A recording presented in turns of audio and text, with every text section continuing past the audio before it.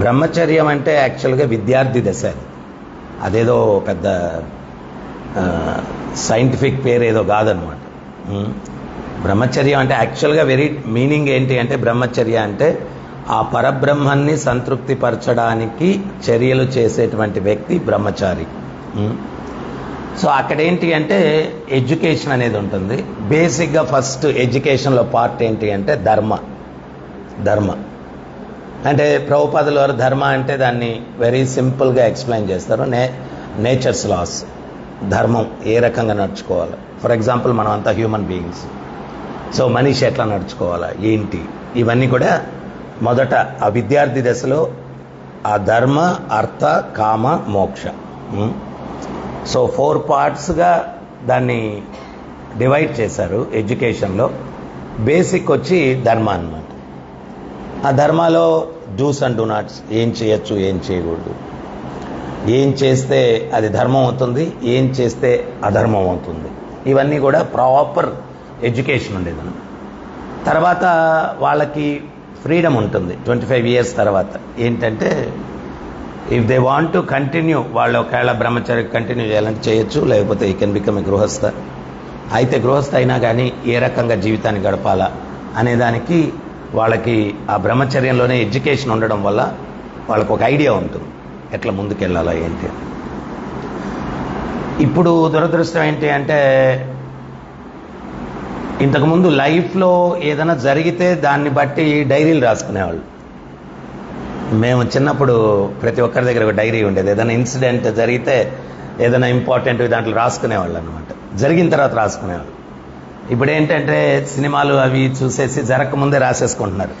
నా లైఫ్ ఎట్టుండాలా, నా లైఫ్ అట్టుండాలా, నాకు మెర్సిడీస్ బెంజ్ కారు ఉండాలా, లేకపోతే ఇంకోటి నా వైఫ్ ఎట్టుండాలా, నా హస్బెండ్ ఎట్టుండాలా, బ్యాంక్ బ్యాలెన్స్ ఎట్టుండాలా, ముందే రాసేసుకుంటున్నారు.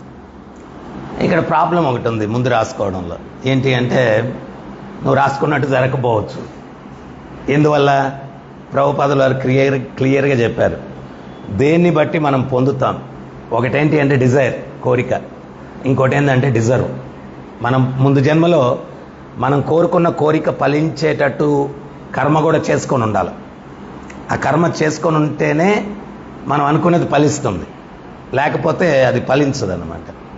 సో ఎప్పుడైతే మనం ముందే డైరీ రాసేసుకున్నామో ఫలించలేదనుకోండి అప్సెట్ అయిపోతాం. కానీ ఇంతకు ముందు రోజుల్లో ఏంటి అంటే వీడికేం ఎక్స్పెక్టేషన్ లేదు, రోజు రొటీన్గా అట్లా జరుపుకుంటూ పోతున్నాడు.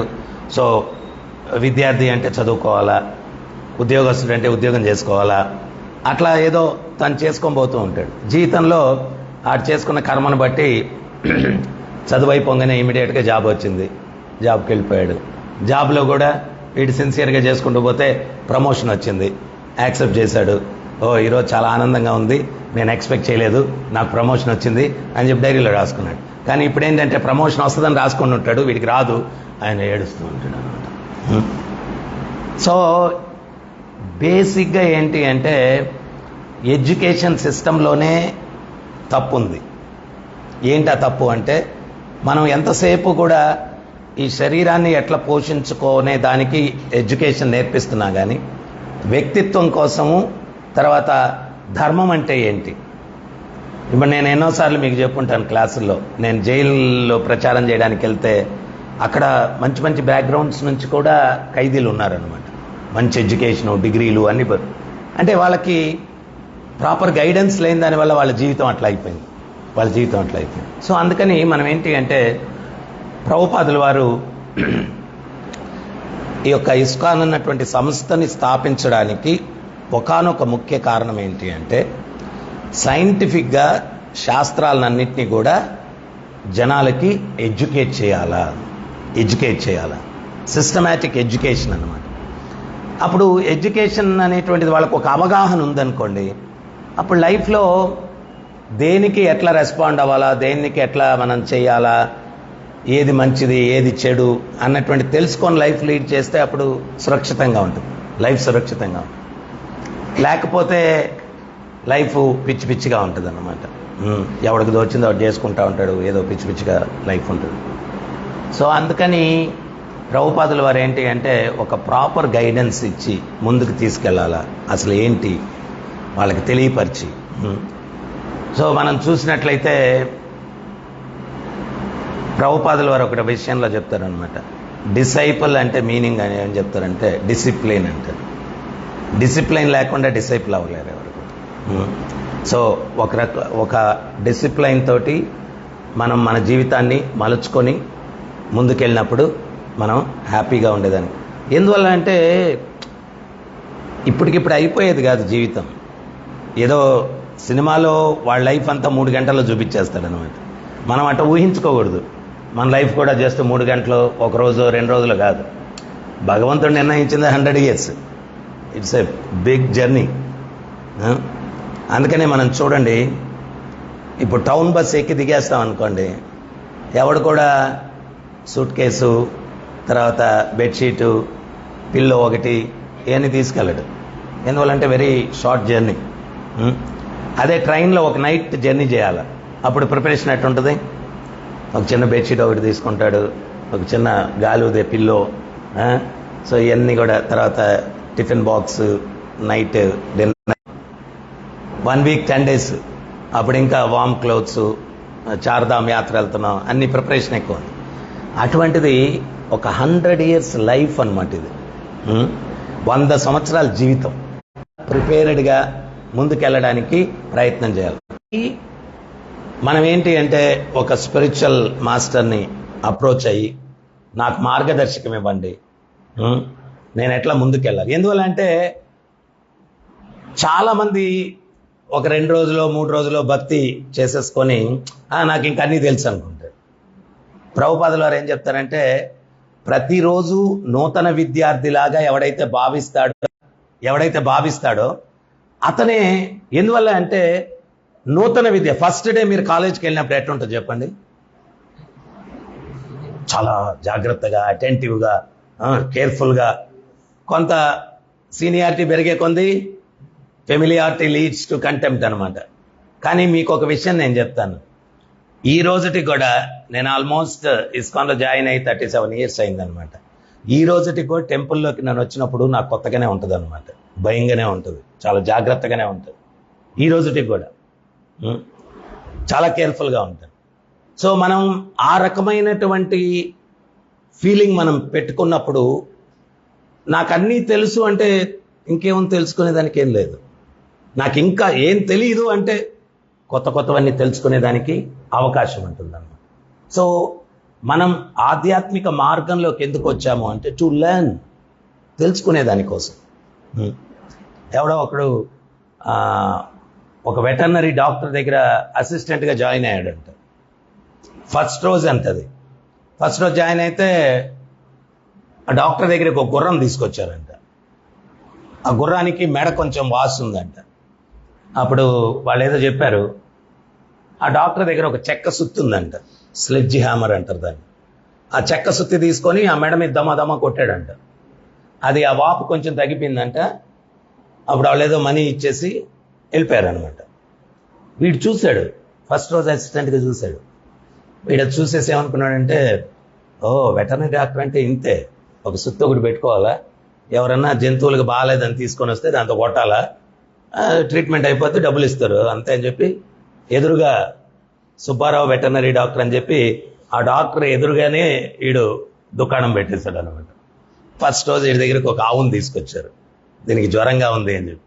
వాడు దాన్ని కట్టేయండి అన్నాడు. ఆ సుత్తి తీసుకొని దమ్మ మోదాడు అనమాట. ఆ ఆవు చచ్చిపోయింది. చచ్చిపోతే వీడిని వాళ్ళు మోదేశారు. ఆయన మళ్ళీ వెళ్ళాడు డాక్టర్ దగ్గర, మీరు ఇచ్చిన ట్రీట్మెంటే నేను ఇచ్చాను, కానీ మీకేమో డబ్బులు ఇచ్చారు, నన్నేమో కొట్టారు అన్నాడు. అప్పుడు అరే నాన్న, ఆ గుర్రము దోసపండు ఒకటి తింటా నవలకుండా జస్ట్ అది గొంతులోకి వెళ్ళిపోయింది, మింగేసింది. అది గొంతుకు అడ్డంగా ఉండింది. వాళ్ళు నాకు అది ఎక్స్ప్లెయిన్ చేశారు. బయట నుంచి కొంచెం మెల్లిగా మోదాను, మోతే అది లోపల మెడలోనే పగిలిపోయి డిజాల్వ్ అయిపోయి కడుపులోకి వెళ్ళిపోయింది. అందుకని వాళ్ళు నాకు డబ్బులు ఇచ్చి వెళ్ళిపోయారు. జ్వరం వచ్చిందంటే దాన్ని శుద్ధితో కొట్టావు ఆవుని, పాపం. అన్నిటికీ ఒకే ట్రీట్మెంట్. సో అందుకని మనం ఏంటి అంటే ప్రతిరోజు కూడా కొత్తగా నేర్చుకునే దానికి మనం ప్రయత్నం చేయాలా. ఒక డిసిప్లైన్డ్ లైఫ్ని మనం అలవాటు చేసుకోవాలా. ఇవన్నీ ప్రపంచంలో ఈరోజు ప్రాబ్లం ఏంటి అంటే డిసిప్లిన్ లేదు. మైండ్కి ఏం తోస్తే అది చేస్తూ ఉంటారు జనాలు. దానివల్ల అందరూ కూడా కష్టాలు పొందుతూ ఉంటారు. ఏదైనా మేజర్ ఇది ఉంటే మనం అడిగి తెలుసుకొని ముందుకెళ్ళడానికి ప్రయత్నం చేయాలి. సో స్పిరిచువల్ లైఫ్ అంటే శ్రీల ప్రభుపాదులు వారు చెప్తారు, డిసిప్లైన్ అనేది లేకుండా డిసైపుల్ అని ఎవరు కూడా ఈ డిసైపుల్ అవ్వలేరు అని చెప్పి శ్రీల ప్రభుపాదులు వారు చెప్తారు. తర్వాత ముఖ్యంగా భగవద్గీత నుంచి మనం ఏం అర్థం చేసుకోవాలి? సో ఆత్మ, పరమాత్మ, ప్రకృతి, కాలము, కర్మ, 5 విషయాల గురించి భగవద్గీత చెప్తుంది అన్నమాట. సో నేనెవరు ఫస్ట్. వేదం కూడా ఏం చెప్తుంది అంటే ప్రశ్నించే అవకాశం కేవలం మనిషికి మాత్రమే ఉంది. మీరు ఎక్కడన్నా కానీ ఏదన్నా సమస్యలు ఉన్నా, ఏదన్నా ఉన్నా కానీ జంతువులు ఏదన్నా సత్సంగం పెట్టుకోవడం ఎక్కడన్నా గమనించారా? జరగదు అది. సో కేవలం మనిషి మాత్రమే ప్రశ్నించగలడు. సో ఏం ప్రశ్నించాలా? వేదం చెప్తుంది, అథాతో బ్రహ్మ జిజ్ఞాస, పరమ సత్యం, నేనెవరు, భగవంతుడెవరు, నాకు భగవంతునికి ఉన్నటువంటి సంబంధం ఏంటి, ఈ దుఃఖాలు ఎందువల్ల ఉన్నాయి, జన్మ, మృత్యువు, ముసలితనం, వ్యాధి, ఎవరైనా తప్పించుకోగలరా ఈ 4 క్లేశాలు? అలెగ్జాండర్ అంతటి వాడు, ఆయనకు అనారోగ్యం వచ్చింది. లాస్ట్లో తన సేనాధ్యక్షుని పిలిచి నీ ఆయుష్లో కొంత ఆయుష్ నాకు దానం ఇవ్వు, నీకేం కావాలంటే అది ఇస్తాను, నా అనుభవాలన్నీ కూడా వెళ్ళి నా తల్లితో నేను చర్చించుకోవాలా అన్నాడు. ఆయుష్ దానం చేయడం కుదరదండి అన్నాడు. అట్లీస్ట్ 1 రోజన్నా ఆయుష్ దానం చేయి, నా అనుభవాలన్నీ జస్ట్ ఒక లెటర్ అన్నా రాస్తాను మా తల్లికి అని. 1 రోజు కదా 1 గంట కూడా, 1 క్షణం కూడా ఇవ్వలేము. అప్పుడు అలెగ్జాండర్ చెప్పాడు, అయితే ఒక పని చేయండి, నేను చనిపోయిన తర్వాత ఆ శవపేటిక అంటారు కదా, ఆ శవపేటికలో నన్ను పెట్టినప్పుడు 2 చేతులు బయట పెట్టి పూడ్చిపెట్టండి అన్నాడు. అప్పుడు ఈ సేనాధ్యక్షుడు అడిగారు, ఎందుకు అట్లా కోరుకుంటున్నారు? అప్పుడు ఆ ఖాళీ చేతులు చూసిన ప్రతి ఒక్క వ్యక్తిలో కూడా సాక్షాత్కారం కలగాల. అలెగ్జాండర్ ది గ్రేట్ ప్రపంచాన్ని జయించిన చిల్లిగవ్వ కూడా తనతో తీసుకుని వెళ్ళలేకపోయాడు అనేటువంటి విషయం తెలియాల. అందుకని ఈ 2 చేతులు బయట పెట్టి పూడ్చిపెట్టమని చెప్పాడు. సో మనకు నేను అనేటువంటి వ్యక్తి ఎవరు అనేటువంటిది ఒక క్లారిటీ ఉండాలి. ప్రభుపాదులు వారు చెప్తారు, ఒక వ్యక్తి బిజీగా రోడ్లో వెళ్తా ఉన్నారు, ఇంకొక ఆయన తారసపడి ఎదురుపడి మీరెవరండి అన్నారు. ఏమో నాకేం తెలుసు అన్నాడు. అప్పుడు వాడిని ఏమంటారు? తెలివైనోడు అంటారా, పిచ్చోడు అంటారు కదా. సో మనం కూడా ఫండమెంటల్ మిస్టేక్ ఏంటి అంటే, ఇంత విలువైన మనుష్య జన్మ ఎత్తిన తర్వాత నేను ఎవరు అనేటువంటి ఎంక్వైరీ లేకుండా జీవితాన్ని స్టార్ట్ చేస్తాం. నేను ఎవరు అనేటువంటి ఎంక్వైరీ లేకుండా జీవితాన్ని స్టార్ట్ చేస్తాం. సో ఫస్ట్ వేదం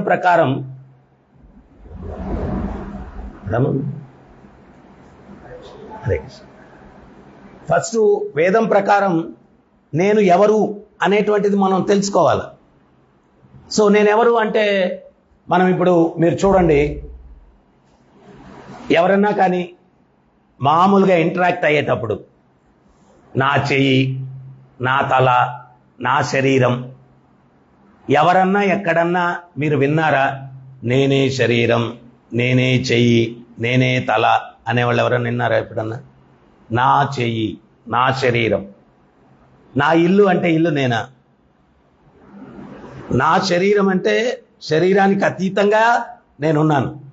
ఆ వ్యక్తి నేను అనేటువంటి వ్యక్తి ఎవరు? సో ఆధ్యాత్మిక చింతన అక్కడ ఆ ఎంక్వైరీ నుంచి మొదలవుతుంది అన్నమాట. ఆ ఎంక్వైరీ నుంచి మొదలవుతుంది. మనం ఎప్పుడైతే ఆ ఎంక్వైరీ చేస్తామో అప్పుడు కొంతమంది ఫిలాసఫీలు చెప్తారు, నువ్వు శరీరం, మరి చనిపోయాడు అన్నారు, పోయాడు అన్నారు. నువ్వే శరీరం అయితే బాడీ ఎక్కడ ఉంది కదా, ఎక్కడికి పోయాడు, ఎవరు పోయారు? ఒకసారి సైంటిస్టులు కూడా ఈ సోల్ ఎట్లాగా వెళ్ళిపోద్ది అనేది కనుక్కునేదానికి ఒక గ్లాస్ ట్యూబ్ ఒకటి తయారు చేసి దాంట్లో బాడీని పెట్టారు. Just about to leave body అనమాట. ఆ వ్యక్తి, ఆ సోల్ వెళ్ళిపోతుంది. ఆ పరిశీలనతో చూస్తే ఆ గ్లాస్ ట్యూబ్ ఏదైతే తయారు చేసి క్లోజ్ చేశారో దానికి స్లైట్ క్రాక్ ఉందండి. చాలా ఇన్సిగ్నిఫికెంట్ చిన్న క్రాక్ అన్నమాట.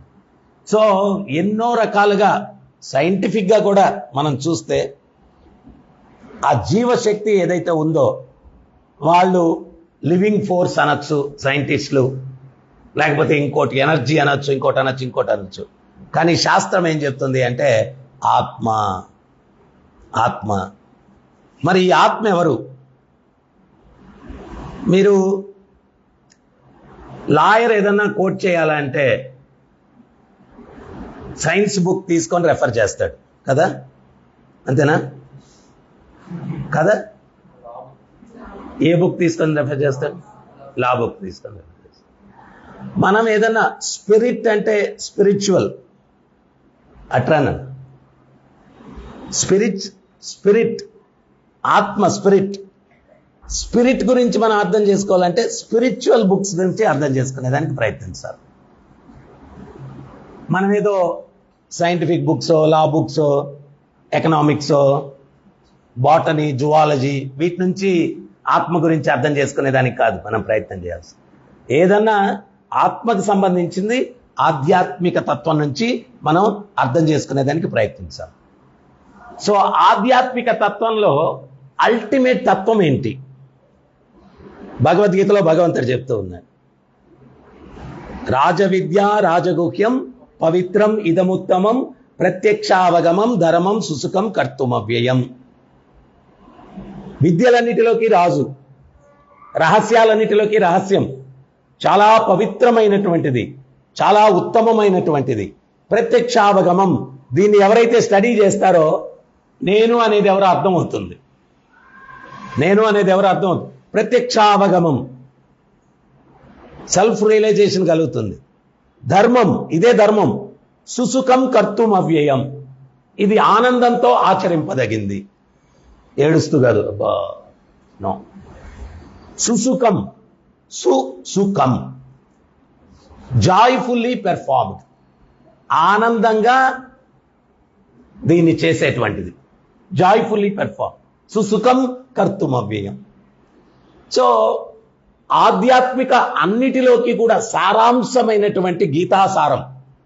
దాంట్లో మనం చూసినప్పుడు నేనెవరు అనేది మనం ప్రశ్నించినప్పుడు భగవంతుడు స్వయంగా దానికి సమాధానం చెప్తున్నాడు. మమైవాంశో జీవలోకే జీవభూత సనాతన. మీరందరూ కూడా నా యొక్క అంశలు, సనాతన, శాశ్వతులు. సో ఇప్పుడు మనకు ఒక ఐడియా వచ్చింది, మనం ఎవరు. వచ్చిందా లేదా? ఏమైనా డౌట్ ఉందా? సో మనందరం కూడా భగవంతుని యొక్క అంశలం. మరి భగవంతుడు ఎవరు? మళ్ళా దానికి ఆయనే సమాధానం చెప్తున్నారు. నీ ఫాదర్ ఎవరు? ఒకసారి మేమందరం మాయాపూర్ వెళ్తూ ఉన్నాం, ఇస్కాన్ వరల్డ్ హెడ్ క్వార్టర్స్ అనమాట. ట్రైన్లో ఒక ఆయన చర్చి ఫాదర్ అంట, మన డివోటీస్ని పట్టేసుకొని ఏదేదో మాట్లాడి కన్ఫ్యూజ్ చేసేసి, మన డివోటీస్ ఇంకా అతను ఏదేదో చెప్తా ఉంటే, ప్రభుజీ మీరు కొంచెం మాట్లాడండి అంతోటి అన్నాడు. అప్పుడు ఆయన చెప్పారు, నేను మాట్లాడతా. ఆయన ఒక విషయం చెప్పాడు, వేదంలో జీసస్ గురించి ఉంది అన్నాడు. ఏమని ఉంది అన్నాడు. మచ్చలేని జంతువు అని ఉంది, తర్వాత రక్తాన్ని చిందించాలా పాపాన్ని కడగడానికి అనుంది అని చెప్పి ఒక 2 రక్త పోర్షణం పాప విమోచనం అనేది ఋగ్వేదం నుంచి ఒకే ఒక లైను అది పెట్టుకొని చూడండి జీసస్ గురించి ఉందా నేదో మాట్లాడుతాను. నేను అన్నాను, బాబు నీకు పూర్తిగా చదివావా అది అన్నాను. ఆ సబ్జెక్టు దేనికి సంబంధించింది అంటే జంతు బలి అనేటువంటి దాని గురించి సంబంధించింది. అది అక్కడ ఋగ్వేదంలో జంతు బలి, ఎటువంటి జంతువుని ఇవ్వాలా, మచ్చలేని జంతువు అంటే ఏదైనా బలి ఇవ్వాలా అంటే ఒకే ఒక కలర్ ఉండాలి, అది వేరే రంగు ఉండకూడదు. అంటే వీడికి ఈరోజు మాంసం తినాలని కోరిక కలిగింది, వాళ్ళు ఏంటి అంటే డైరెక్ట్గా తినద్దంటే ఎండరు కదా. ఇప్పుడు ఎవడైనా పిల్లడు మట్టి తింటా ఉంటాడు, ఒరే తినద్దంటే ఎండు, కానీ తండ్రి ఏం చేస్తాడు, చాక్లెట్ ఇస్తాడు అడిగి. చాక్లెట్ ఇవ్వడం ఆయన గోల్ కాదు, మళ్ళీ స్వీట్ ఎక్కువ తింటే పుచ్చిపోతాయి పళ్ళు, ఆయన గోల్ అది కాదు. అట్లీస్ట్ దాన్ని మానిపించాలా అని చెప్పి ఆయన అట చెప్తున్నాడు అనమాట, చాక్లెట్ ఇస్తూ ఉన్నాడు. సో అట్లాగే నేరుగా నువ్వు మాంసం తినద్దు అంటే వీళ్ళు వినరేమోనని చెప్పి కొన్ని రూల్స్ పెట్టారు. ఏంటి ఆ రూల్స్ అంటే, మచ్చలేని జంతువుని పట్టుకోవాలా, అమావాస్య రోజో పౌర్ణమి రోజో బలి ఇవ్వాలా, వీడికి ఏకాదశి రోజు కలిగింది ఆశ, అమావాస్య వచ్చేదాకా వెయిట్ చేయడం, మళ్ళీ మచ్చలేని జంతువు ఎతకాలా. తర్వాత అన్నీ ఒకవేళ వీడేదో తెలివైనోడు మచ్చలేని జంతువుని పట్టుకున్నాడు, అమావాస్య ముందు రోజే వీడికి ఆలోచన కలిగింది, బలి ఇచ్చేదానికి అన్నీ సమకూరాయి. లాస్ట్లో ఒక శ్లోకం చెప్పాలి ఆ జంతువు చెవులో. ఏంటి ఆ శ్లోకం అంటే, నా జిహ్వా చాపల్యం కోసం రక్తాన్ని చిందిస్తూ ఉన్నాను, ఈ పాపాన్ని నేను కడుక్కోవాలంటే నేను మళ్ళా రక్తం చిందిస్తే కానీ ఈ పాపాన్ని నేను కడుక్కోలేను. రక్త పోషణం పాప విమోచనం. మాకు జీసస్ క్రీస్తు అంటే మా గురువు గారు చెప్పారు, ఆయన ఒక గురువు అని ప్రభుపాదులు వారు చెప్పారు. ఆయన గురువు time and place and situation బట్టి ఒక్కొక్క దగ్గర ఒక్కొక్క ఇది వస్తారు.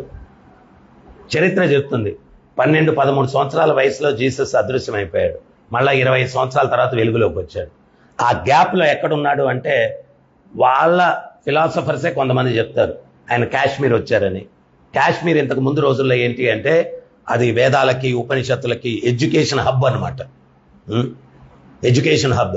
అక్కడికి వచ్చి అందరూ వేద పండితులు ఉండేవారు. కాశ్మీర్ పండితులు అంటే చాలా గ్రేట్ ఒకప్పుడు. సో అక్కడికి వచ్చి ఈ వేదాలన్నిటి స్టడీ చేసి, మీరు బైబిల్లో కూడా నేను ఒక కొటేషన్ చూశాను, చెప్పడానికి ఇంకా చాలా ఉంది కానీ మీరు అర్థం చేసుకోలేరు కాబట్టి ఇంతటితో నేను ఆపేస్తున్నాను. మోసెస్కి ఇంకోటి చెప్తాడనమాట, శాస్త్రాలు రోజు కూడా జీసస్ ఆధ్యాత్మిక గ్రంథాలు అధ్యయనం చేసి తన యొక్క ఫాలోవర్స్కి చెప్పారు. ఏమిటి ఆధ్యాత్మిక గ్రంథాలు? అవే వేదాలు, ఉపనిషత్తులు, భగవద్గీత, ఇవేనమాట. అయితే వాళ్ళు ఈ 100% దీంట్లో ఉండేటివన్నీ పాటించలేరు కాబట్టి దాన్ని సింప్లిఫై చేసి కొంచెం ఏదో సరళంగా, సరే అది కాకపోతే ఇది చేయండి ఆయన అని చెప్పి సింప్లిఫై చేసి చెప్పాడు అనమాట. సో మేము ఆయన ఏదో గురువు అని చెప్పి అనుకుంటాం, నువ్వేంత మచ్చలేని జంతువు అని పోలుస్తున్నావు ఆయన ఫాలోవర్గా, తప్పు కదా. అసలు సందర్భం ఈ శ్లోకం చెప్పింది రక్త పోషణం పాప విమోచనం అంటే దాని అర్థం ఇది. నేను నిన్ను చంపుతున్నాను నా జిహ్వా చాపల్యం కోసం, ఆ పాపాన్ని కడుక్కోవాలంటే నేను మళ్ళీ రక్తం చిందిస్తే కానీ నేను పాపం పోదు, దానికి అర్థం అది. ఏంటి నువ్వు చెప్తున్నావు? అయినా జీసస్ భగవంతుడు అని చెప్పాడా అన్నాడు. లేదు లేదు అన్నాడు. భగవంతుడి గురించి ఏం చెప్పాడు అన్నాడు. ఫాదర్ ఇన్ ద హెవెన్ అని చెప్పాడు. ఆ ఫాదర్ ఎవరో చెప్పాడా అన్నాడు. అది అంత క్లారిటీ లేదు, ఫాదర్ అని చెప్పాడు అన్నాడు. నువ్వు ఋగ్వేదాన్ని నమ్ముతావా అన్నాను. మచ్చలేని జంతువు అని చెప్పారు కాబట్టి నేను నమ్ముతాను ఋగ్వేదాన్ని అన్నాడు. జీసస్ గురించి చెప్పారు అన్నాడు. అప్పుడు నేను అన్నాను అనమాట, అదే ఋగ్వేదంలో ఏం చెప్పారో తెలుసు, ఆ ఫాదర్ ఎవరో చెప్పేశారు ఋగ్వేదంలో, నీకు ఐడియా ఉందా అన్నాడు. ఏం చెప్పారు అన్నాడు. ఋగ్వేదంలో చెప్పారు, తద్విష్ణోర్ పరమం పదం.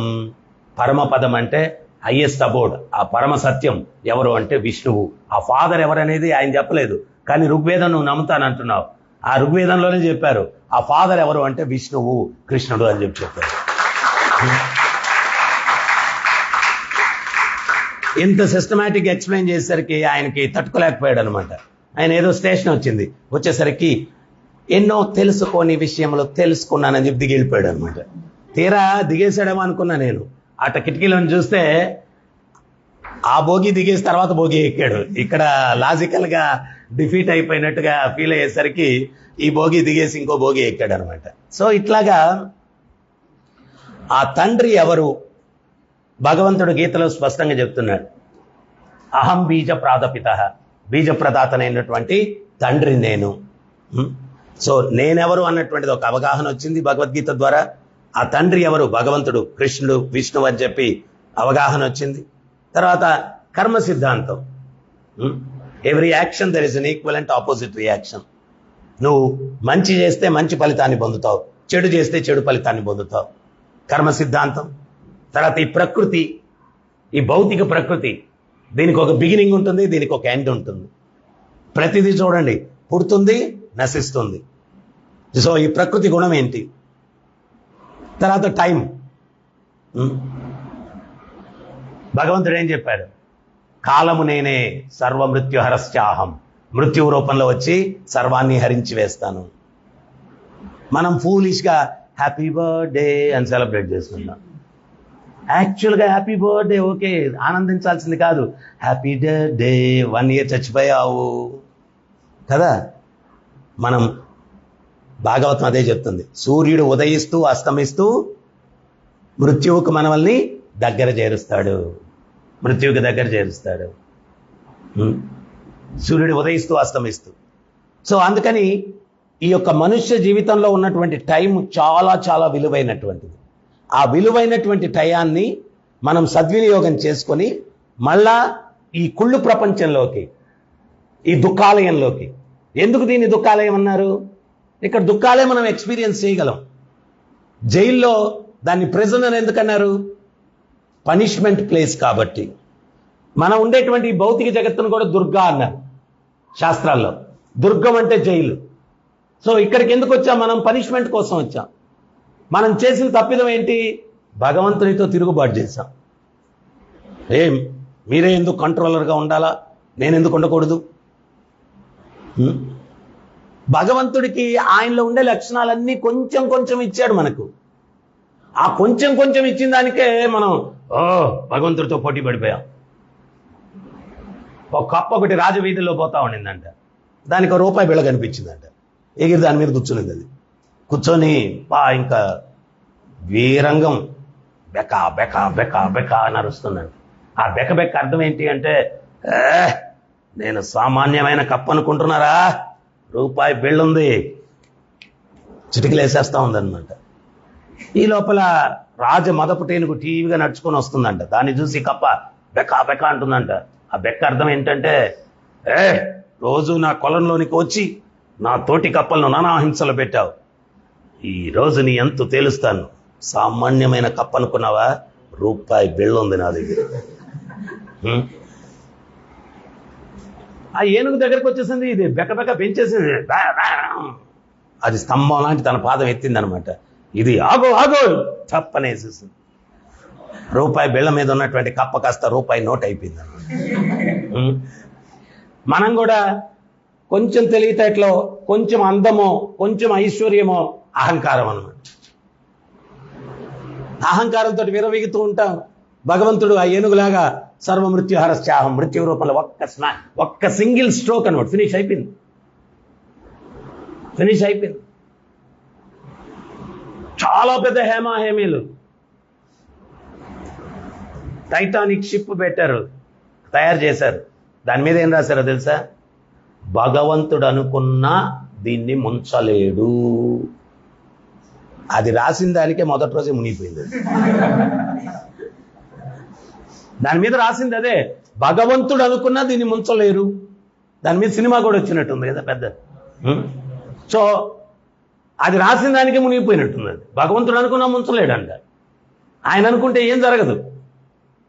రాకే కృష్ణ మారేకో, మారే కృష్ణ రాకేకో. కృష్ణుడు ఎవరినైనా చంపాలనుకుంటే వాడిని ఎవడు కాపాడలేడు. కృష్ణుడు ఎవరినైనా కాపాడాలనుకుంటే వాడిని ఎవడు ఏం చేయలేడు. బెస్ట్ ఎగ్జాంపుల్ హిరణ్యకశిపుడు, ప్రహ్లాదుడు. సో మనం ఏంటి అంటే, మొట్టమొదట నేనెవరని అర్థం చేసుకోవడము, తర్వాత నేను అని అర్థం చేసుకున్న తర్వాత నేను ఎక్కడున్నాను? ఈ వెహికల్లో ఉన్నాను. ఏ కార్లో వస్తున్నావు? మారుతి 800cc, స్విఫ్ట్ డిజైర్, ఆడి, బెంజ్. సో అట్లాగా ఈ యొక్క సృష్టిని భగవంతుడు సృష్టించినప్పుడు ఇక్కడ ఓఎబ్ అంటే ఒక 15-20 కంపెనీలు ఉంటాయి వెహికల్స్. భగవంతుడు 84 lakhs ఆఫ్ వెహికల్స్ తయారు చేశాడు అనమాట. బ్యాక్టీరియా నుంచి బ్రహ్మలోకంలో ఉండేటువంటి స్పీషీస్ వరకు 84 లక్షల వాహనాలు ఈ ఆత్మ ప్రయాణం చేయడానికి. సో అన్ని వాహనాల్లో కూడా కాక్రోచ్ ఒక వాహనమే. వాటిని చూసే కదా ఇప్పుడు మోడల్స్ కూడా వస్తున్నాయి కార్లు. ఒకదానికి వెనకాల సొట్టెట్టు ఉంటుంది, కారుకి ఒకటి ఇట్టు ఉంటుంది అని ఈ జంతువుల్ని వీటిని చూసే మోడల్స్ అన్నమాట. కొత్తగా ఐడియాలు ఎక్కడి నుంచి వస్తాయి చెప్పండి. So cockroach vehicle, rat vehicle, cat vehicle, dog vehicle, lion, tiger, లాస్ట్లో ఏంటి అంటే మానవ యంత్రం, మానవ వాహనం. సో ఇప్పుడు అందరూ మాట్లాడుకునేది ఏంటి అంటే బెస్ట్ వెహికల్ ఏదన్నా ఉంటే అంటే టెస్లా అంట అమెరికాలో, లేకపోతే ఇంకేదో కారు ఏదో. అట్లాగా బెస్ట్ వెహికల్ ఏంటి అంటే మానవ యంత్రం ఉత్తమమైంది సృష్టిలో అన్నిటికన్నా కూడా. సో ఈ మానవ యంత్రాన్ని, బెస్ట్ వెహికల్ని బెస్ట్ పర్పస్కి ఉపయోగించాలి. సో ఈ వెహికల్ని మనం బెస్ట్ పర్పస్ ఏంటి అంటే ఎంత చక్కగా ఉపయోగించవచ్చు అంటే జన్మ, మృత్యువు, ముసలితనం, వ్యాధి, వీటి మధ్యలో ఈతి బాధలు, డబ్బుందని బాధ, డబ్బు లేదని బాధ, అందం ఉందని బాధ, అందం లేదని బాధ, సో రకరకాల బాధలు, వీటన్నిటి నుంచి కూడా శాశ్వతమైన పరిష్కారాన్ని ఎత్తుక్కునే దానికోసం ఈ వెహికల్ని ఉపయోగించవచ్చు. ఇటువంటి కలామిటీస్ ఉన్నటువంటి ప్లేస్ నుంచి నో కలామిటీ జోన్, ఒక్క ప్రాబ్లం లేని ప్రదేశం. ఆధ్యాత్మిక ఇక్కడ నేను నల్లగా పుట్టాను రా, ఫేర్ అండ్ లవ్లీ వాడమన్నారు, అది వాడినా కానీ తోలు ఊడిపోతుంది కానీ రంగు మారట్లేదు.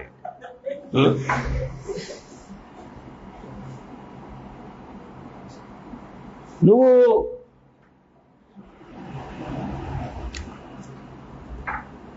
వైకుంఠంలోకి వెళ్తే అక్కడ బ్యూటీ లేదని బాధపడేవాడు ఎవడు ఉండడు. ఎవ్రీబడి, ప్రతి ఒక్కడు కూడా బ్యూటిఫుల్ అన్నమాట, బ్యూటిఫుల్. తర్వాత ఎవడు కూడా నాకు ఐశ్వర్యం లేదు అని వైకుంఠంలో బాధపడే పరిస్థితి లేదు. ఇక్కడ వాడికి ఎక్కువ డబ్బు ఉంది, నాకు ఎక్కువ డబ్బు లేదు, అక్కడ ఆ ప్రాబ్లం లేదు. అందం లేదని ప్రాబ్లం లేదు. నేను పొట్టిగా పొట్టాను రా బాబు, యాక్చువల్గా పులప్స్ తీయమన్నారు,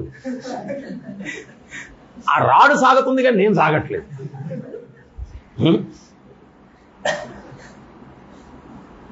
వైకుంఠంలో ఆ ప్రాబ్లం లేదు. పొట్టి పొడుగు ప్రాబ్లం లేదు, సన్నంలా లావు ప్రాబ్లం లేదు, రంగు ప్రాబ్లం లేదు, ధనం ప్రాబ్లం లేదు, రిలేషన్షిప్ ప్రాబ్లం లేదు. ఎందువల్లంటే అందరికీ అక్కడ ఏంటి అంటే అన్ని ఇవ్వడానికి కృష్ణుడు రెడీగా ఉన్నాడు. మాతారామం పితారామం సఖారామం స్వామి రామం. తల్లి కృష్ణుడే, తండ్రి కృష్ణుడే, సకుడు కృష్ణుడే, స్వామి కృష్ణుడే, ప్రియుడు కృష్ణుడే. ఆ పూర్ణ పురుషోత్తముడు మనకివ్వదలుచుకుంటే ఆయన దగ్గర కొరత ఏమన్నా ఉందా? మన ఫాదర్ దగ్గరికి వెళ్ళిపోయి నాన్న నేను 180cc పల్సర్ నా ఫ్రెండ్ అందరూ కొనుక్కున్నారు, నేను కూడా కొనాలి. రే మనకంత డబ్బు ఎక్కడుందిరా? అక్కడ ఆ ప్రాబ్లం లేదు. ఆయన ఎవరు? లక్ష్మీపతి. నీకు పల్సర్ కావాలా? పల్సరా? నేను ఇంకేదో పెద్ద కారు అడుగుతున్నా, ఏదో అదే జాబ్స్ అన్నా ఏదో ఒకటి ఉంది 35 లక్షలు 40 అదేదో అడుగుతాం అనుకున్నా. ఏంట్రా పల్సర్ అడిగేంట్రా? అయినా అక్కడ బైక్తో పని ఉంది. నువ్వు ఎక్కడికైనా వెళ్ళిపోవాలంటే అని ఎగిరితే గాలి వెళ్ళిపోతాడు. మనసులో సంకల్పం చేయాలా, నేను మధువన్ నుంచి తాళవన్కి వెళ్ళాలా, బృందావనం కదా అది, గోలోక బృందావనం. 12 వనాలు ఉంటాయి గోలోక బృందావనంలో. సో మనం మధువనంలో ఉన్నాం, నేను తాళవనంకి వెళ్ళాలని మనసులో అనుకున్నావు, టక్ నువ్వు తాళవనంకి వెళ్ళిపోయావు. గిరీష్, ఈ వెహికల్స్ ఇవన్నీ కూడా తుచ్చమనిపిస్తాయి, చీప్. అయినా కూడా మనం ఇక్కడిది ఇంకా తుప్పు ఎక్కడో కొంచెం ఉండి మనకు బైక్ కావాలండి, ఏం ప్రాబ్లం లేదు, కృష్ణుడు కొరత అది ఎంత కాస్ట్లీదైనా ఏమైనా కానీ ఇవ్వగలరు. సో ఈ వెహికల్ని మనం దేనికి ఉపయోగించాలా అంటే ఈ ప్రాబ్లమ్స్ ఉన్నటువంటి ప్రదేశం నుంచి ట్రావెల్ చేసి దీన్ని ఉపయోగించుకొని ప్రాబ్లమ్స్ లేనటువంటి వైకుంఠం గోలోకానికి వెళ్ళడం కోసం ఈ యొక్క వెహికల్ని మనం వాడాలా, ఉపయోగించాలా? మంచి కాస్ట్లీ వెహికల్, పెద్ద కారు, కోట్ల కారు, ట్రాక్టర్ దున్నుతుంటుంది పొలంలో, దాంట్లో దింపుకొని ఆడ నడుపుకుంటాను నేను. ఆడ చక్రాలకంతా మట్టి అంతా చిక్కుకొని అది పోవట్లేదు, వీడు ఎక్సలెంట్ తొక్కుతా ఉన్నాడు. ఆ బురదలో నడిపించడానికి కాదు, Rolls Royce car, Tesla car, ఇవన్నీ మంచి సాఫ్ట్గా ఉండే రోడ్లలో హ్యాపీగా అట్లా షికారు చేయడానికి. సో అందుకని ఈ పర్పస్ ఆఫ్ హ్యూమన్ లైఫ్, ఈ యొక్క మనుష్య జీవితం యొక్క పరమార్థం ఏంటో మొట్టమొదటి తెలుసుకోవాలా. ఈ జన్మ, మృత్యువు, ముసలితనం, వ్యాధి, మధ్యలో ఈతి బాధలు, చిన్న ప్రాబ్లమ్స్. ఇద్దరు ఫ్రెండ్స్ బాగానే ఉంటారు, ఒక్క మాట ఏదో టక్కన వాడు దొరిలేస్తాడు అనమాట, దానికి డిస్టర్బ్ పరా. ఇంకా ఆ రోజంతా వాడి గురించి వీడు ఆలోచించుకుంటూ వీడి గురించి ఆడాలి, మన చెంత లేదు. ఇంట్లో చిన్నవి. మొన్న ఎవరో వచ్చారు, మొన్న ఏదో ఎవరో పెట్టారు నాకు, అమ్మ కూతురో లేకపోతే అక్క తమ్ముడో ఎవరో ఏ ఛానల్ పెట్టుకోవాలనే దానికోసం రిమోట్ కోసం కొట్టుకొని కత్తుతో పొడి చేసుకున్నాడు. ఛానల్ కోసం. అందుకనే కలియుగం అంటే age of quarrel and hypocrisy. చిన్న విషయాలు కొట్లాడతారు, అంతా కపటమే, లోపల ఒకటి ఉంటుంది, బయట ఒకటి ఉంటుంది. సో మా గోల్ ఏంటి అంటే, మా యొక్క ఆశయం ఏంటి అంటే, యువత అనుకుంటే సాధించలేనిది ఏం లేదు ఈ ప్రపంచంలో. సో మీరందరూ కూడా ఈ యొక్క స్పిరిచువల్ సైన్స్ని ప్రాపర్గా అర్థం చేసుకొని, అంటే ఏదో నేను చెప్పాను కదా, వెటర్నరీ డాక్టర్ లాగా కాకుండా,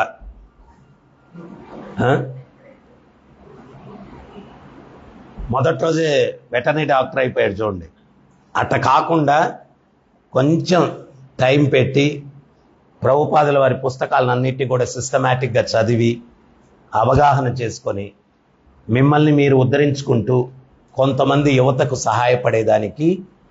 సహాయపడే స్థితికి చేరుకునేటువంటి సామర్థ్యాన్ని, తెలివితేటల్ని, జ్ఞానాన్ని, భక్తిని పెంపొందించుకునేటట్టుగా మిమ్మల్ని ట్రైన్ చేయాలా అనేటువంటి దృక్పథంతో ఈ యొక్క యూత్ ప్రోగ్రామ్ అన్నటువంటిది స్టార్ట్ చేయడం జరిగిందన్నమాట. బ్లెస్సింగ్.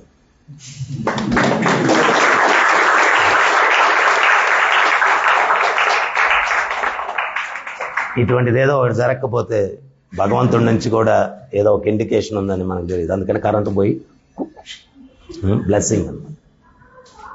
సో మీరందరూ కూడా మంచి డిసిప్లైన్ తోటి, క్రమశిక్షణతోటి, మీకు డిసిప్లైన్ గురించి ఒక చిన్న ఎగ్జాంపుల్ ఇస్తాను. చైతన్య మహాప్రభు, మేము ఈ రోజుకి కూడా ఇన్ని సంవత్సరాలు అయింది కదా, ఏ పని కూడా మా గురువుగారికి చెప్పకుండా చేయం. ఎవ్రీథింగ్ ఆయనకి ఇన్ఫార్మ్ చేస్తాం. ఆయన బ్లెస్సింగ్స్ తీసుకొని ప్రతిదీ చేస్తాం. మేజర్ థింగ్ అట్టని చెప్పి ఉదయంతో ప్రసాదం తినాలా అటువంటివి కాదు. ఏదైనా మేజర్ థింగ్స్ ఏదైనా చేయాలంటే ఆయన బ్లెస్సింగ్స్, ఆయన పర్మిషన్, ఆయన ఇంటిమేషన్ చేస్తాం అనమాట. గోపాల భట్ట గోస్వామి అని చెప్పి శ్రీరంగం హెడ్ పూజారి యొక్క కుమారుడు ఉండేవాడు 500 years బ్యాక్. చైతన్య మహాప్రభు అక్కడికి వెళ్ళినప్పుడు చైతన్య మహాప్రభు చతుర్మాస్యం చేశారు. ఆ చతుర్మాస్యం చేసినప్పుడు వాళ్ళ ఇంట్లో ఉన్నారు. ఆయన చైతన్య మహాప్రభుకి సేవలు చేసి చాలా సంతృప్తి చెంది మీతో వచ్చేస్తానన్నారు. చైతన్య మహాప్రభు చెప్పారు, మీ తల్లిదండ్రులు పెద్దోళ్ళు, వాళ్ళని చూసుకొని తర్వాత రా అన్నారు. తర్వాత కొంతకాలానికి వాళ్ళు కాలం చేస్తారు, అప్పుడు నేను బృందావనంలో ఉంటాను, అక్కడికి రా అంటారు. సో ఈయన గోపాల భట్ట స్వామి బయలుదేరి బృందావనానికి వెళ్తారు. బృందావనానికి వెళ్తే అక్కడ చైతన్య మహాప్రభు లేరు. చైతన్య మహాప్రభు తల్లిగారు బృందావనం చాలా దూరం, బెంగాల్కి, పూరిలో దగ్గరలో ఉన్నట్టు ఏదైనా కొంచెం సంతృప్తి ఉంటుందని ఆమె విజ్ఞప్తి చేసుకుంటే చైతన్య మహాప్రభు పూరికి వచ్చేస్తారు. ఈయన గోపాల భట్ట గోస్వామికి ఏం చెప్పారు? బృందావనంకి రమ్మన్నారు. నన్ను బృందావనకే రమ్మన్నారు, పూరికి రమ్మనలేదు. అందుకని అక్కడే ఉండిపోయారు. ఆయన అక్కడే ఉండిపోయారు. ఆయన జీవితం అంతా బృందావనంలోనే ఉన్నారు.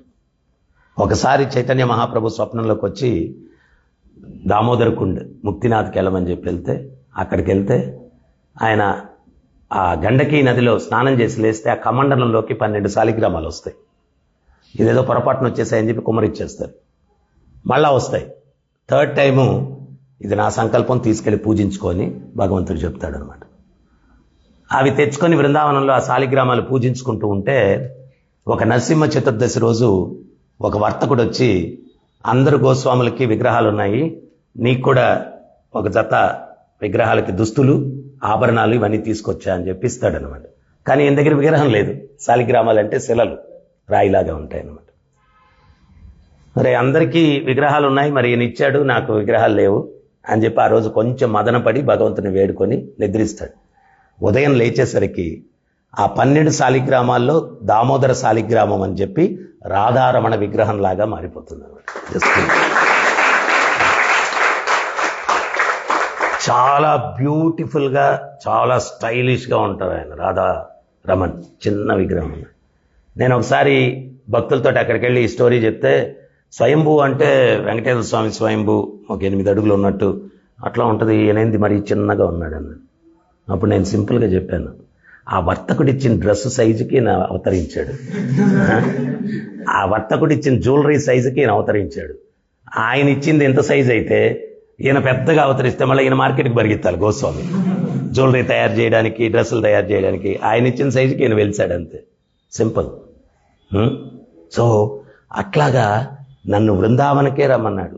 ఏదైనా కానీ స్పిరిచువల్ లైఫ్ అంటే మనం మన అథారిటీస్ని, గురువుని ఒక గైడెన్స్ తీసుకొని ముందుకెళ్ళడానికి, ఆ రకమైనటువంటి ఒక డిసిప్లైన్ ఉన్నటువంటి ఒక వ్యక్తుల్ని తయారు చేయాలన్నటువంటిది ఆచార్యుల సంకల్పం, ప్రభుపాదుల వారు.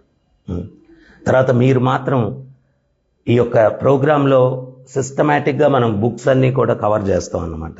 ప్రభుపాదుల వారి బుక్స్ అన్నీ కూడా మీరు వాటిని అనుసరించండి, రెగ్యులర్గా బుక్స్ చదవండి. దయచేసి మీరు మాత్రం వెటర్నరీ డాక్టర్ మాత్రం అవ్వద్దు అని నాకు తెలుసు, అయిపోయింది. తర్వాత ఇంకోటి ఏంటి అంటే, భక్తుల మధ్యలో కూడా కొంతమంది నెగటివ్ పీపుల్ ఉంటారు. వాళ్ళకేదో కొంచెం ప్రసాదం తక్కువైందని కలత చెంది వాళ్ళు వచ్చి నాకు ప్రసాదం సరిగ్గా పెట్టలేదని ఈయన బుర్ర తినేస్తారు, ఈయన ఏదో చెప్తుంది. ఎప్పుడన్నా ఒకరి గురించి చెప్తున్నారు అంటే ఆ చెప్పే వ్యక్తి యొక్క క్వాలిఫికేషను ఎవరి మీద చెప్తున్నాడు అదొకసారి చూసుకోవాలి, మనం కంపేర్ చేసుకోవాలి. ఇప్పుడు ఫర్ ఎగ్జాంపుల్ ప్రభుపాదుల వారు ఉన్నారు, ఆయన మీద ఎవరైనా ఏదైనా చెప్తారు, కానీ చెప్పే ఆయన వెరీ సింపుల్ ఫెలో, జీవితంలో అన్ని ఫెయిల్యూరే. కానీ ప్రభుపాదుల వారు ప్రపంచం అంతా 108 దేవాలయాలు కట్టాడు, కొన్ని లక్షల మంది ఆయన మార్చాడు, ఎన్నో చేశాడు అనమాట. సో ఎవరి మీదనే ఎవరైనా చెప్తున్నారు అంటే చెప్పే వ్యక్తి క్వాలిఫికేషన్ ఏంటి, ఎవరి మీద చెప్తున్నారు అతని క్వాలిఫికేషన్ ఏంటి, ఈ కంపారిజన్ కంపల్సరీ ఉండాలన్నమాట. ఫస్ట్ ఆఫ్ ఆల్ వినడం మనకు అనవసరం.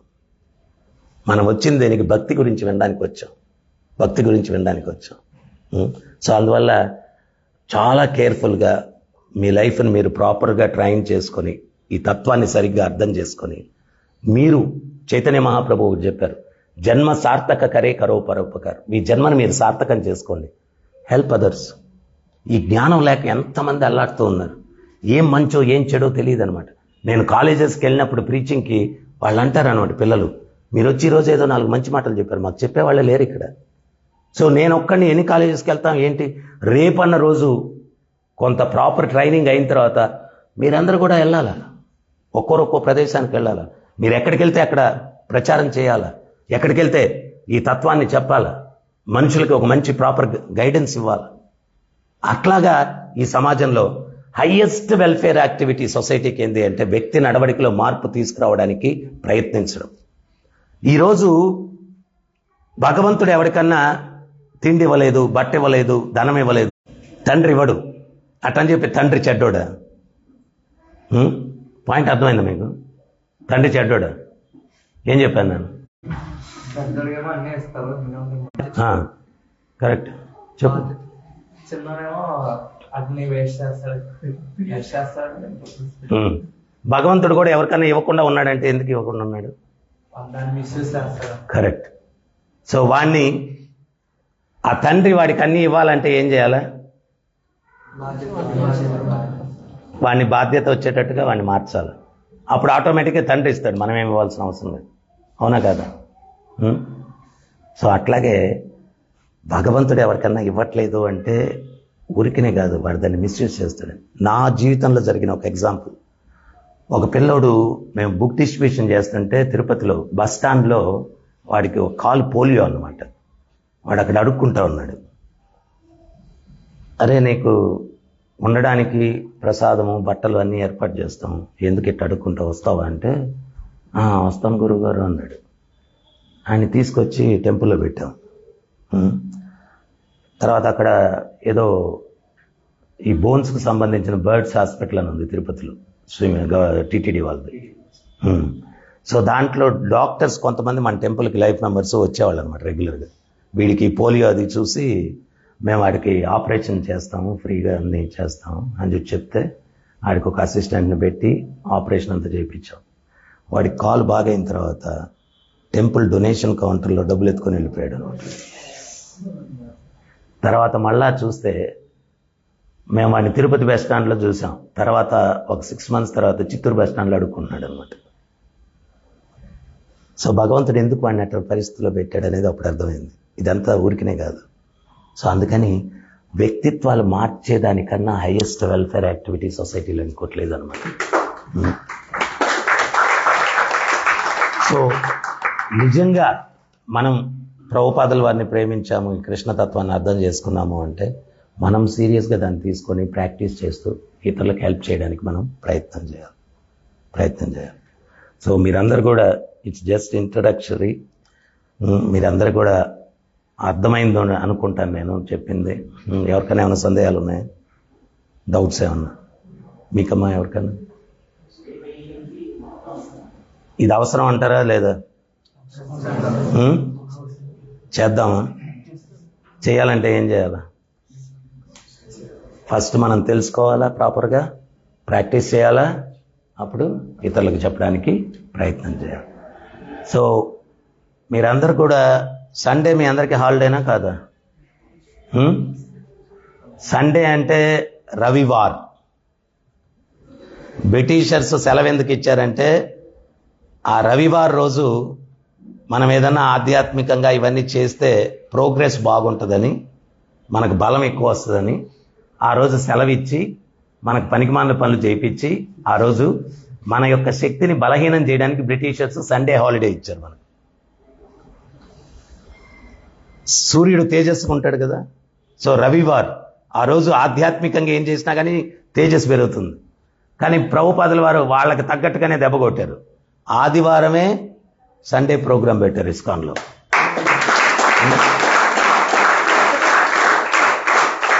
భారతదేశం ఒక్క దగ్గర కాదు, ప్రపంచం అంతా సండే ఫీస్ట్ అని పెట్టారు, సండే ప్రోగ్రామ్ అని పెట్టారు, అన్ని సండే రోజే పెట్టారు.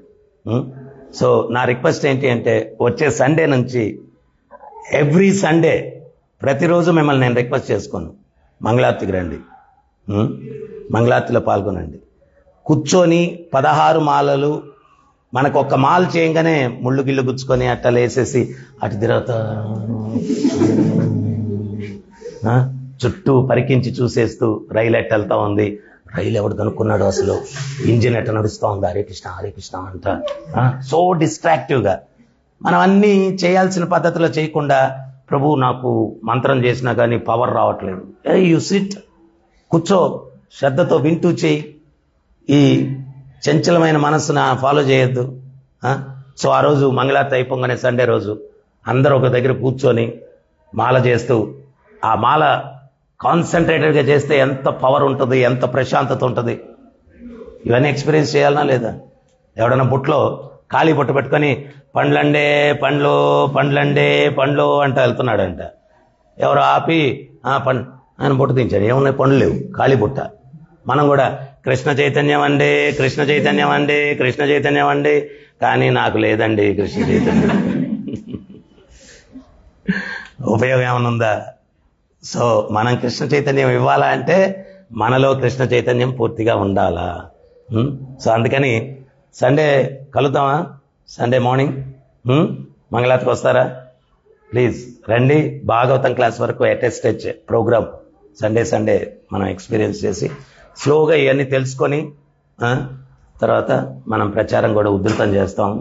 సో నా ఉద్దేశం ఏంటి అంటే ప్రతి కాలేజీలో ప్రతి స్కూల్లో కూడా కృష్ణ కాన్షియస్ ప్రాక్టీస్ చేసే స్టూడెంట్స్ ఉండాలా, వాళ్ళ ద్వారా ప్రచారం జరగాల, కొన్ని వేల సంఖ్యలోకి మనం రీచ్ అవ్వగలగాలన్నమాట. అది మన గోల్గా పెట్టుకొని ముందుకెళ్దాం. Okay, Hare Krishna. Any doubts, any సంశయం లేకుండా అడగండి. అంటే వేద సిద్ధాంతాలు వైష్ణవ సిద్ధాంతాలు చాలా ఉన్నాయి కనుకుంటూ అసలు భగవద్గీతలో ఏ సిద్ధాంతం గురించి ఎక్కువ చెప్పారు? అన్ని సిద్ధాంతాలు కలిపి భగవద్గీతలో ఉన్నాయా? నో, యాక్చువల్గా ఎన్నో సిద్ధాంతాలు ఇప్పుడు వచ్చే పిచ్చి పిచ్చి సిద్ధాంతాలన్నీ కూడా కాదనమాట. భగవద్గీతలో భగవంతుడు ఒకటి చెప్పారు, ఏవం పరంపరా ప్రాప్తం ఇమం రాజశ్రయో విదు సకాలీన మహత యోగో నష్ట పరంతప. ఈ జ్ఞానం పరంపరలో వచ్చేది అర్జున, పరంపర నష్టమైన దానివల్ల మళ్ళీ నీకు నేను తిరిగి చెప్తున్నాను. ప్రామాణికమైనటువంటి 4 పరంపరలు ఉన్నాయి, ఆ పరంపరనే మనం అనుసరించాలి. ఇప్పుడు మీకు కూడా డిగ్రీ ఉంది, ఏ యూనివర్సిటీ నుంచి అంటారు ఎవరన్నా. నేనే డిక్లేర్ చేసుకున్నాను, యూనివర్సిటీ ఏం లేదు అంటే ఏమైనా వాల్యూ ఉంటుందా? దానికి ఉండదు కదా. అట్లాగే ఆధ్యాత్మిక జ్ఞానం కూడా పరంపరలో వస్తుంది, ఆ పరంపరలో వచ్చేటువంటివి మనం అనుసరించాలి. సో దీంట్లో కూడా 3 రకాలైనటువంటి సిద్ధాంతాలు అనుసరిస్తారు. బ్రహ్మేతి పరమాత్మేతి భగవానేతి సభ్యతి. సూర్యకాంతిలో వెళ్ళి లీనమైపోవడం. ఎవరన్నా ఆధ్యాత్మిక జగత్తు నుంచి కాంతి వస్తుంది, ఆ కాంతిలోకి వెళ్ళి లీనమైపోవడాన్ని బ్రహ్మజ్యోతి సాక్షాత్కారం అంటారు. ఎవడన్నా సూర్యకాంతిలో నిలబడుకొని నేను సూర్యుని అయిపోయానంటే అయిపోతారా? సూర్యకాంతిలో నిలబడుకొని. ఆ బ్రహ్మజ్యోతి సిద్ధాంతాన్ని అనుసరించే వాళ్ళు ఏంటి అంటే నిరాకార తత్వం అంటారు. భగవంతుడికి రూపం లేదు, ఆ కాంతిలో పోయి లీనమైపోయేది. ఆ కాంతిని దాటి సూర్యగోళంలోకి ప్రవేశించడం పరమాత్మ సాక్షాత్కారం. ఆ సూర్యగోళంలోకి వెళ్ళిన తర్వాత సూర్య భగవానుడు ఉంటాడు, ఆయనతోటి డైరెక్ట్గా అసోసియేట్ అవ్వడం, అది భగవాన్ సాక్షాత్కారం. సో 3 థాట్స్ అన్నమాట ఆధ్యాత్మికంలో: బ్రహ్మజ్యోతి సాక్షాత్కారం, పరమాత్మ సాక్షాత్కారం, భగవాన్ సాక్షాత్కారం. మనం ఆ అల్టిమేట్ ఆ భగవాన్ సాక్షాత్కారం ఉంది చూడండి, దాన్ని ప్రాక్టీస్ చేసేటువంటిది గౌడీయ వైష్ణవ సిద్ధాంతం అన్నమాట. గౌడీయ వైష్ణవ దాన్ని మనం అనుసరిస్తాం. సో భగవద్గీతలో మ్యాక్సిమం భగవంతుడు అదే చెప్పాడు. సో ఈ నిరాకార తత్వం గురించి, బ్రహ్మజ్యోతిలో లీనమైపోయిన తత్వం గురించి చెప్పింది కూడా ఆదిశంకర్లు వారు. దానికి కూడా కారణం ఉంది. నేను ఇందాక చెప్పాను కదా, వేదాల్లో జంతు బలి ఇట్లాంటి నియమాలతో చేయొచ్చని పెట్టారు. ఆ నియమాలన్నీ దేనికి లేరా బాబు, లాస్ట్లో మళ్ళా నిన్ను చంపి రక్తం చిందిస్తే మళ్ళీ నా రక్తం చిందించి పాపం కడుక్కోవాలా, ఎందుకని వదిలేస్తారనే ఉద్దేశంతో పెట్టారు. కొంతకాలానికి ఆ నియమాలు ఏం పాటించకుండా పిచ్చి పిచ్చిగా జంతువధ చేస్తున్నారు. భీష్ముడు చెప్తాడు, ధర్మ నియమాల్లో మొట్టమొదటిది ఏంటి? అహింస. ఏనుగు పాదం గుర్తులో అరణ్యంలో ఏ జంతువు పాదం గుర్తైనా ఇమిడిపోతుంది, దాని పాదం గుర్తు పెద్దది కదా. అట్లాగే అహింస అన్నటువంటి ధర్మ నియమంలో అన్నీ కూడా ఇమిడిపోతాయి అని భీష్ముడు చెప్తాడు. సో ఆధ్యాత్మిక జీవనానికి మొట్టమొదటి మెట్టు ఎస్టాబ్లిష్ చేయడం కోసం బుద్ధ భగవానుడు వస్తాడు. అరే నాయనా, వేదంలో బలి ఇవ్వమని చెప్పారు అంటే ఈ ఉద్దేశంలో రా, ఈ నియమాలన్నీ పెట్టారు, ఆ నియమాలన్నీ సాటిస్ఫై చేయడం అవ్వదు కాబట్టి చేయకుండా నేరుగా చేయొద్దంటే వినరని ఈ నియమాలన్నీ పెట్టారు, అందుకోసం పెట్టారంటే అర్థం చేసుకునే స్థితిలో ఎవరు లేరు. సో అందుకని ఆయన ఏం చేశారంటే అహింస పరమధర్మం, అహింసను మించిన ధర్మం ఇంకోటి లేదు, వేదాలను కూడా రిజెక్ట్ చేయండి అన్న బుద్ధుడు వచ్చి. ఆయన ఫస్ట్ అహింస అనే ధర్మ నియమాన్ని ఎస్టాబ్లిష్ చేయడానికి వచ్చాడు. కానీ భగవద్గీతలో భగవంతుడు ఏం చెప్తాడంటే వేదైషహి సర్వైర్ అహమేవ వేద్యో, వేదాల ద్వారా నన్ను అర్థం చేసుకోవాలా, వేదాల యొక్క గమ్యం కూడా నేనే. మరి వేదాలు లేకుండా భగవంతుడిని తెలుసుకోలేము. సో ఆ వేదాల్ని ఇంట్రడ్యూస్ చేయడానికి ఆదిశంకరుడు వస్తాడు. శివుడే స్వయంగా శంకరుడు రూపంలో వస్తాడు. ఆయన వచ్చి ఏం చేస్తారంటే దేవుడు లేడు, ఏం లేదు, అహింసను మించిన ధర్మం లేదు అని బుద్ధుడు చెప్పేళ్ళాడు. భగవంతుడిని ఎస్టాబ్లిష్ చేయాలా, అహం బ్రహ్మాస్మి, అందరూ భగవత్ స్వరూపులే, ఆ బ్రహ్మజ్యోతిలోకి నిరాకార బ్రహ్మంలోకి ఎట్టపోయి లీనం అవ్వాలా అనేటువంటి స్టెప్ని శంకరాచార్యులు వారు వచ్చి చెప్తారు. ఆధ్యాత్మిక జగత్తు నుంచి వచ్చి కాంతిలోకి లీనమైపోతే సరిపోదు, ఇంకా ప్రయాణం చేసి ఆధ్యాత్మిక జగత్తు వైకుంఠంలోకి ప్రవేశించాలి. సో రామానుజాచార్యులు వారు వచ్చి ఆ వైకుంఠంలోకి ఎట్లా ప్రవేశించాలా అనేటువంటిది వచ్చి రామానుజాచార్యులు వారు చెప్తారు. ఆ వైకుంఠంలోకి ప్రవేశించిన తర్వాత ఆ భగవానుడితోటి నిత్య సాంగత్యం ఎట్లా చేయాలా అనేటువంటిది చెప్పడానికి మధ్వాచార్యులు వారు వస్తారు. అద్వైతము, విశిష్టాద్వైతము, ద్వైతము. సో మధ్వాచార్యులు వారు వస్తారు. చైతన్య మహాప్రభు వచ్చేదానికి ముందు శంకరాచార్యుల ఫాలోవర్స్, రామానుజ ఫాలోవర్స్ వాళ్ళు దెయ్యాలనేవారు, వీళ్ళు భూతాలని, వీళ్ళు కొట్లాడుకుంటున్నారు. చైతన్య మహాప్రభు వచ్చి ఆ బ్రహ్మజ్యోతిలోకి పోయి లీనమవడము కరెక్టే, అది దాటి వైకుంఠంలోకి వెళ్ళడము కరెక్టే, ఆ భగవంతుడితో పోయి సాంగత్యం చేయడము కరెక్టే, ఇంకా దానికన్నా హయ్యెస్ట్ ప్రేమతత్వం నేను చెప్తానని చెప్పి అచింత్య భేదాభేద తత్వం అని చెప్పి చైతన్య మహాప్రభు ఈ భగవంతునితోటి ఈ రసాలను ఎట్లా అనుభవించాలా, సాఖ్య రసం, మాధుర్య రసం, వాత్సల్య రసం, దాస్య రసం, ఈ రసాల గురించి చెప్పి హయ్యెస్ట్ స్వీట్ లీలల్లో, భగవంతుని యొక్క లీలల్లో, మధురమైన లీలల్లో ఎట్లా మనం పార్టిసిపేట్ చేయాలనేటువంటి హయ్యెస్ట్ స్పిరిచువల్ దీన్ని రివీల్ చేశారు చైతన్య మహాప్రభు. సో ఇది సీక్వెన్స్ ఇట్లా వచ్చిందని. మధ్యలో శ్వేత ద్వైత సిద్ధాంతం, ద్వైతాద్వైత సిద్ధాంతాలు అన్ని ఎక్కడ వచ్చింది? ఇది ద్వైతాద్వైత సిద్ధాంతము, శ్వేతాద్వైత శ్వేతాద్వైతం, త్రైతాద్వైతం, త్రైత సిద్ధాంతం. త్రైత సిద్ధాంతం 15 సంవత్సరాల కిందట వచ్చింది. ఎవరో ఒక ఆయన టైంపాస్కి ఆయన కొత్తది క్రియేట్ చేశారు, అది ప్రామాణికంగా లేదు. ఇప్పుడు చాలా ఉన్నాయి. ఇప్పుడు బీడీ బాబా ఉంటాడు, సిగరెట్ బాబా ఉంటాడు, వాటినన్నిటి మనం కన్సిడరేషన్లోకి తీసుకోకూడదు. ఈ పరంపరలో వచ్చేదే మనం అనుసరించాలి, అది మనం చెప్పేది కాదు, భగవంతుడు చెప్పారు. ప్రభుపాదుల వారు భగవద్గీతకి యథాతథం పెట్టడానికి కారణం ఏంటి అంటే, ఆయన ప్రచారం చేసే టైంలోనే 30,000 వెర్షన్స్ ఉన్నాయండి భగవద్గీతలో. ఇప్పుడు ఒక ఆయన డ్రంకడ్ ఉంటాడు, ఆయనకు కూడా తాగుతూనే ఆధ్యాత్మికవేత్తలాగా ఉండాలని కోరిక ఉంటుంది. ఆయన ఆలోచిస్తాడు అనమాట, ఎట్లా నేను చేసేదాన్ని ఎట్లా జస్టిఫై చేసుకోవాలా. అప్పుడు ఆయన రాసిన మహాభారతంలో ఏం రాస్తాడంటే, భీష్మ పితామహుడు వీరోచితంగా యుద్ధం చేస్తూ ఉన్నాడు, కృష్ణార్జునులు తట్టుకోలేకపోయారు, అలసి సొలసి ఒక తాటి చెట్టు కింద కూర్చున్నారు. పొరపాటున చెట్టు మీద ఉన్నటువంటి కళ్ళు కుండ జారి వాళ్ళ నెత్తి మీద పడింది. చెరొక ముంత తాగారు. ఆ ముంత తాగితే రెట్టింపు ఉత్సాహంతో వీరోచితంగా పోరాడి కురుక్షేత్రంలో పాండవులు విజయం సాధించారంటే దానికి కారణం ముంత.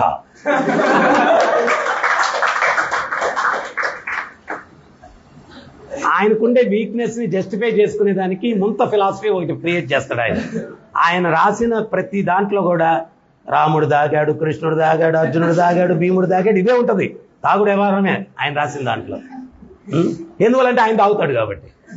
దాన్ని జస్టిఫై చేసుకునే దానికి, దాన్ని ప్రామాణికంగా తీసుకోపోతే ఇంకా ఆల్రెడీ అక్కడ అంగళ్ళ దగ్గర సందు లేదు.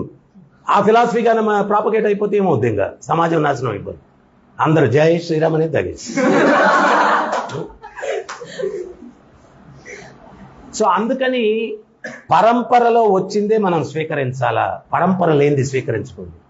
నేను ఒక 14 years బ్యాక్ శ్రీకాకుళంలో పెద్ద బహిరంగ సభ దగ్గర అక్కడ ఎవరో ఎమ్మెల్యేలు వాళ్ళు, నేను హైదరాబాద్ టెంపుల్కి అధ్యక్షుడిగా ఉండేటప్పుడు అక్కడ అసెంబ్లీ జరిగేటప్పుడు వాళ్ళందరినీ పిలిచి వాళ్ళకి రోజు ప్రవచనం చెప్పి ప్రసాదం పెట్టి పంపించేవారు. వాళ్ళు అక్కడ శ్రీకాకుళంలో పెద్ద ప్రోగ్రాం అరేంజ్ చేస్తారు.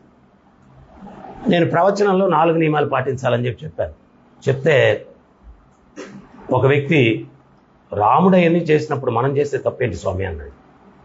రాముడు ఎక్కడ చేశాడయ్యా అన్నాడు. ఒక పెద్ద గడ్డం ఉండే స్వామీజీ రాశాడు రామాయణం, దాంట్లో ఉంది అన్నాడు. ఈ గ్రౌండ్స్ పక్కనే మా ఇల్లు, కావాలంటే మీకు చూపిస్తానని పోయి ఈ లోపల వేరే వాళ్ళు ఏదో క్వశ్చన్స్ అడుగుతుంటే నువ్వు తీసుకెళ్ళి రావయ్యా అన్నాడు. ఆయన ఏం రాశాడంటే, దాంట్లో రామాయణంలో ఒక సందర్భం ఉంటుంది. హనుమంతుడు లంకలో సీతమ్మ తల్లిని కలిసినప్పుడు చెప్తాడు, అమ్మా రాముడు మీతో ఉన్నప్పుడు ఎట్లా ఉన్నాడు ఇప్పుడు అట్టే ఉన్నాడు, మద్యాన్ని సేవించలేదు, మాంసాన్ని భుజించలేదు, క్యారెక్టర్లో మార్పు లేదని హనుమంతుడు సీతమ్మ తల్లితో చెప్తే ఈయనకు అది అర్థం కాక ఇంతకు ముందు అవన్నీ చేస్తున్నాడు ఇప్పుడు మానేశాడని చెప్పి రాశాడు దాంట్లో. ఇప్పుడు నేను కూడా చిన్నప్పుడు ట్యూషన్కి వెళ్ళేవాడిని, 10th క్లాసు 9th క్లాసు. ఆ టీచరు వాళ్ళ మేడం కానీ ఏదైనా ఊరికి వెళ్ళిపోతే ఆయన తోటి టీచర్లతో చెప్పాడు, ఈరోజు మేడం ఊరికి వెళ్ళారు, ఇంటికి వచ్చేది పార్టీ చేసుకున్నాను. అంటే ధర్మపత్ని అంటే భాగవతంలో వివరణ ఇస్తారు, ఆమె ధర్మంగా ఉండడం కాదు, భర్త కూడా ధర్మంగా ఉండేటట్టు రక్షిస్తుందంట, అందుకని ఆమె ధర్మపత్ని అన్నారంట. సో తల్లి, సీతమ్మ తల్లి నువ్వు లేవని చెప్పి ఆయన పిచ్చి పిచ్చిగా ఏం బిహేవ్ చేయట్లేదు. ఇంతకు ముందు ఎట్లా ధర్మ సౌశల్యంగా ఉన్నాడో, తాగుడు మాంసభక్షం ఇవన్నీ లేకుండా ఇప్పుడు కూడా అట్టాకే ఉన్నాడు, ఆయన క్యారెక్టర్లో ఏం మార్పు లేదు. ఇది హనుమంతుడు చెప్పాడు. ఏం రాసిన ఆయనకి స్వామీజీకి అది అర్థం కాక ఇంతకుముందు అవి చేస్తున్నాడు ఇప్పుడు మానేశాడు అని రాశాడు. ఎంత డేంజర్ అది. దాన్ని ఎగ్జాంపుల్గా తీసుకుంటే సొసైటీ ఎంత నాశనం. రాముడి బ్రాండ్ ఎంత దారుణం అది, హారిబుల్. అందుకని మనం ఏంటి అంటే శాస్త్రాలు కూడా చెప్తాయి, పాలు పవిత్రంగా ఉంటాయి, పాము తాకితే విషపూరితంగా మారిపోతుంది ఆ పాలు. అదే రకంగా పరంపరహీనస్య, పరంపర లేనటువంటి వ్యక్తులు ఈ తత్వాన్ని ప్రజెంట్ చేయడానికి ప్రయత్నిస్తే వాళ్ళ ఓన్ ఫిలాసఫీ సృష్టించి ప్రజెంట్ చేస్తారు, దానివల్ల సమాజం నాశనం అయిపోతుంది. అందుకని ఖచ్చితంగా పరంపర ఉండేదే స్వీకరించాలి. Okay, very good question. So కీర్తనకి టైం అయింది, హారతికి అందరు కూడా. తర్వాత ఇంకోటి కూడా, మనం డీటీస్ ముందు నృత్యం చేస్తున్నామంటే భగవంతుడి ప్లెజర్ కోసం. Keep it in mind. ఒకరినొకరు ఇంప్రెస్ చేయడం, ఆయన ఈ స్టెప్ వేసాడంటే నేను ఈ స్టెప్ వేస్తాను, అది కాదు. We are doing it for the pleasure of lord. So అది కాన్షియస్లో పెట్టుకొని మీరు కీర్తనలో నృత్యం చేయాలి. ఓకే, హరే కృష్ణ. జగద్గురు శీల ప్రభుపాదికి